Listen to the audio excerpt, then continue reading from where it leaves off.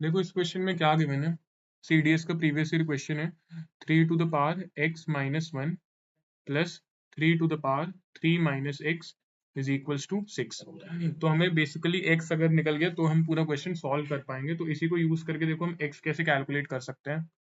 इसको मैं ऐसे लिख सकता हूँ 3⁻x डिवाइडेड बाई 3, क्योंकि पावर अगर 3⁻−1 है तो उसको मैं कैसे लिख सकता हूँ 1/3। सबसे पहली बात, जो 3⁻x-1 है ना, वो लिखा कैसे जाएगा, 3⁻x और -1 है तो वो 3 नीचे चला जाता है, ठीक है।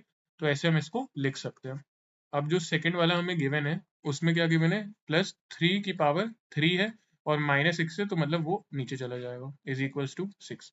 अब हम अज्यूम कर लेते हैं कि लेट 3⁻x को हम मान लेते हैं p मान लेते हैं, ठीक है।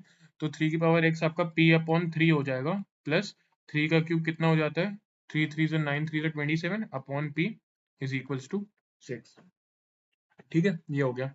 अब इसको क्वाड्रेटिक इक्वेशन बना के आप सॉल्व कर सकते हो, लेकिन अगर मैं p की वैल्यू अगर यहाँ पे 9 डाल दूँ डायरेक्टली, ठीक है, p की वैल्यू अगर मैं 9 डाल दूँ तो मेरे को दिख रहा है, क्योंकि मुझे समझ आ रहा है, इसलिए मैं फॉर्म नहीं कर रहा हूँ। आप यहाँ से सॉल्व करके फॉर्म कर सकते हो क्वाड्रेटिक इक्वेशन, फिर भी p की वैल्यू निकल जाएगी। तो अगर p की वैल्यू 9 डालूँ तो 9/3 प्लस 27/9, तो ये कितना हो जाएगा, 3 3 जा 9, 3 बचा, 9 3 जा 27, तो 3 + 3 6 आ रहा है। मतलब p है कितना, एक्चुअली में p 9 है। तो हमें यहाँ से पता चलता है कि 3⁻x कितनी है, p, और p कितना है, 9 है।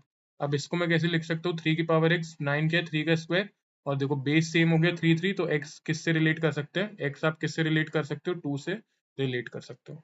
अब x जब 2 आ गया है तो आप कैलकुलेट कर लो, आपको बोला क्या गया था कैलकुलेट करने को, 2⁻x-1 प्लस 2⁻3 - x, ठीक है। तो ये कितना हो जाएगा, 2⁻x-1, x हमारा है 2, और ये भी x 2 है, तो 2⁻2 - 1 2⁻1 दे देगा, और ये भी 2⁻1 दे देगा, तो 2 + 2 4 हो जाएगा। तो ये इस क्वेश्चन का आंसर आ जाएगा, ऑप्शन नंबर ए।